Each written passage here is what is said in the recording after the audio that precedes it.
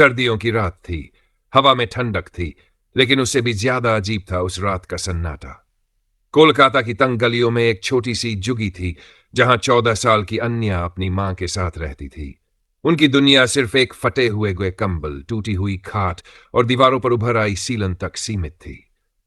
अन्या बेहद गरीब थी, लेकिन उसकी आंखों में सपने चमकते थे। हर रात जब उसकी मां उसे कहानी सुनाती, वह कल्पना करती कि एक दिन वह इस गंदगी से निकलकर किसी बड़ी कोठी में रहेगी। लेकिन किस्मत को कुछ और ही मंजूर था। A nightmare begins. उस रात अनन्या की मां बहुत बीमार थी। उनके पास दवा के पैसे नहीं थे। अनन्या ने बहुत कोशिश की, लेकिन किसी ने मदद नहीं की। वह रोती रही, लेकिन उसकी आवाज गलियों में फैले अंधेरे में गुम हो गई। रात के 12 बजे नाइट उसकी मां ने अंतिम सांस ली। अनन्या के लिए दुनिया वहीं खत्म हो गई थी। उसने अपनी मां को हिलाया, लेकिन वह अब कभी नहीं उठने वाली थी। तभी बाहर कुछ आवाजें आईं। सड़क के उस पार एक पुराना उजाड़ बंगला था। लोग कहते थे कि वहां कोई भूत रहता है। कई साल पहले उस घर में एक अमीर आदमी की पत्नी ने आत्महत्या कर ली थी और तब से वहां अजीब घटनाएं होने लगी थी। कोई भी उस बंगले के पास नहीं जाता था, लेकिन उस रात अनन्या के पास कोई चारा नहीं था। उसे रहने के लिए जगह चाहिए थी और वह बंगला खाली था। अन्या धीरे धीरे उसकी टूटी हुई मेन गेट मुंह के पास गई। वह दरवाजा हल्की सी धक्का देने पर ही खुल गया, जैसे किसी ने पहले से ही उसे बुलाने का इंतजार किया हो। अंदर गुप अंधेरा था। सीढ़ियां धूल और मकड़ियों के जालों से ढकी थी। वह कांपते हुए अंदर दाखिल हुई। A shadow in the dark. जैसे ही अन्या ने दरवाजा बंद किया, उसे लगा कि कोई पीछे से उसे देख रहा है। वह तेजी से पलटी, लेकिन वहां कोई नहीं था। अचानक एक कोल्ड विस्पर हवा में गूंज उठी। तुम यहां क्या कर रही हो? अनन्या का दिल जोर से धड़कने लगा। उसने चारों ओर देखा, लेकिन वहां कोई नहीं था। उसने सोचा कि शायद यह उसका वहम है और वह धीरे धीरे ऊपर जाने लगी। सीढ़ियों के किनारे एक पुरानी पेंटिंग लटकी थी। एक सुंदर महिला जिसकी आंखें बड़ी और गहरी थी। अनन्या ने देखा कि उसकी आंखों से आंसू टपक रहे थे।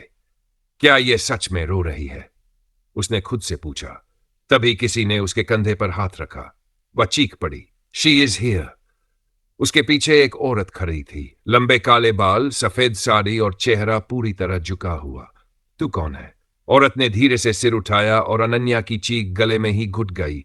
उसका चेहरा सड़ा गला था, आंखें गहरी काली और होंठों से खून टपक रहा था। तूने मेरी नींद खराब कर दी। द कर्स। अनन्या के शरीर ने जैसे काम करना बंद कर दिया। वह हिल भी नहीं पा रही थी। अब तू यहां से कभी नहीं जा सकेगी।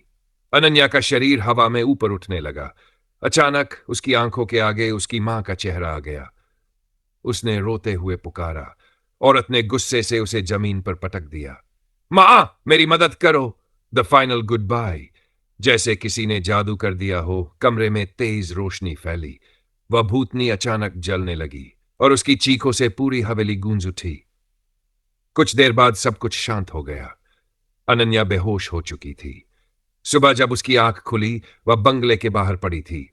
उस पुरानी हवेली का अब कोई नामो निशान नहीं था, जैसे वह कभी थी ही नहीं। लेकिन उसकी मां अब उसके पास नहीं थी। अब मैं अकेली हूं। आंसू उसकी आंखों से बहने लगे। दुनिया में उसके लिए अब कोई नहीं था। क्या मैं भी एक दिन किसी के लिए भूत बन जाऊंगी? उसका सवाल हवा में गूंज उठा, लेकिन कोई जवाब देने वाला नहीं था। अनन्या की आंखों में अब सिर्फ अंधेरा बचा था। उसकी मां की मौत, बंगले में हुई वो खौफनाक रात, और अब यह तन्हाई, सब कुछ उसे अंदर से तोड़ रहा था। वह कोलकाता की तंग गलियों में अकेली घूमती रही, लेकिन किसी ने उसकी मदद नहीं की। A life in the shadows. दिन गुजरते गए। वह सड़कों पर भीख मांगने लगी। लोग उसे धुतकारते, गालियां देते, लेकिन किसी ने उसकी हालत नहीं समझी।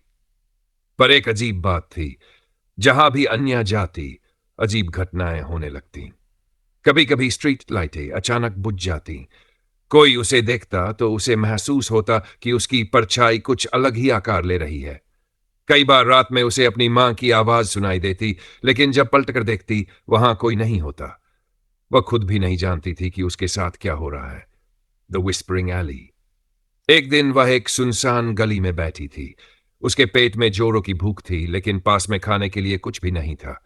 तभी गली के छोर पर उसे वही पुरानी हवेली दिखी। लेकिन यह कैसे मुमकिन था? वह तो उस रात जलकर खाक हो गई थी। The haunting returns. अन्या कांप उठी। नहीं, मैं फिर से वहां नहीं जाऊंगी।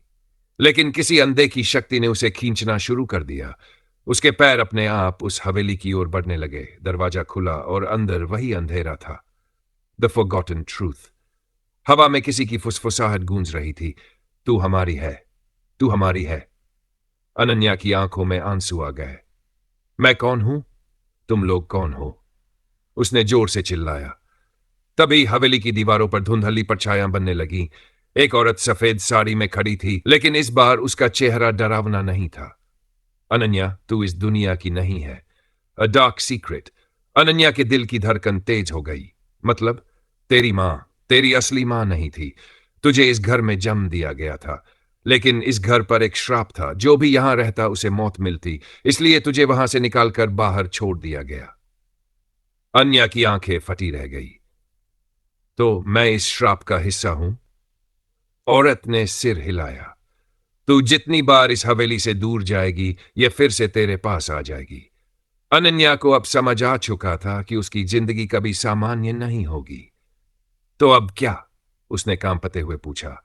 भूतनी ने धीरे से उसकी ओर देखा और कहा, अब तू भी इस हवेली का हिस्सा बन जा। यह तेरा घर है और तू हमारी तरह एक साया बन जा। The final transformation. अचानक हवेली की सारी खिड़कियां अपने आप खुल गई। अंदर अंधेरा छा गया। अनन्या की आंखें सफेद होने लगी, उसकी परछाई हिलने लगी और फिर वह चीख भी नहीं पाई। एन इटर्नल कर्स। अगली सुबह जब कुछ लोग उधर से गुजरे तो उन्होंने देखा कि वह पुरानी हवेली फिर से गायब हो गई थी। लेकिन वहां एक छोटी सी परछाई दीवार पर अभी मौजूद थी, अनन्या की। अब वह भी इस श्राप का हिस्सा बन चुकी थी। क्या कोई उसे देख सकता था? शायद नहीं, लेकिन जब भी कोई उस गली से गुजरता उसे लगता कि कोई उसे देख रहा है। The end.